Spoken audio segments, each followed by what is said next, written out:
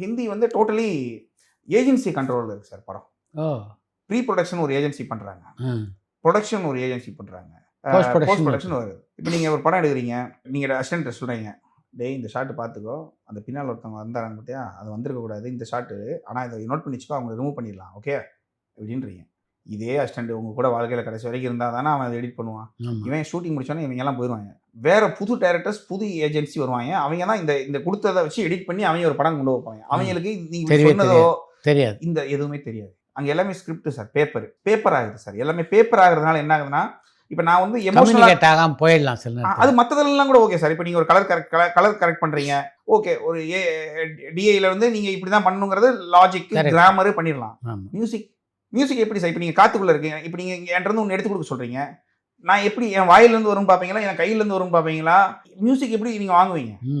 மியூசிக்கை வந்து எமோஷனலி மட்டும்தான் உங்களால் என்கிட்ட கன்வே பண்ண முடியும்.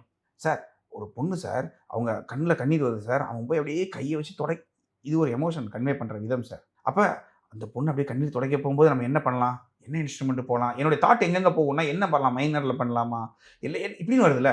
இப்போ இதே இது அவங்க எப்படி சொல்லுவாங்கன்னா, அதுக்கு ஒரு மியூசிக் வரணும், டைம்லைன் நாளான்னைக்கு காலையில் டைம் லைனா? டைம் லைன் எல்லாருக்கும் முக்கியம் சார். பட் கார்பரேட்டாக ஒர்க் பண்ணும்போது என்ன ஆகுதுன்னா, டைம் லைனுங்கிற ஒரு விஷயத்தில் வரும்போது என்ன ஆகுதுன்னா சார், ஃபீல்டு எப்படி ஆகுது. நான் அதுக்காக தப்பாக சொல்ல வரல சார். டைரக்டர்ஸ் பாவம்.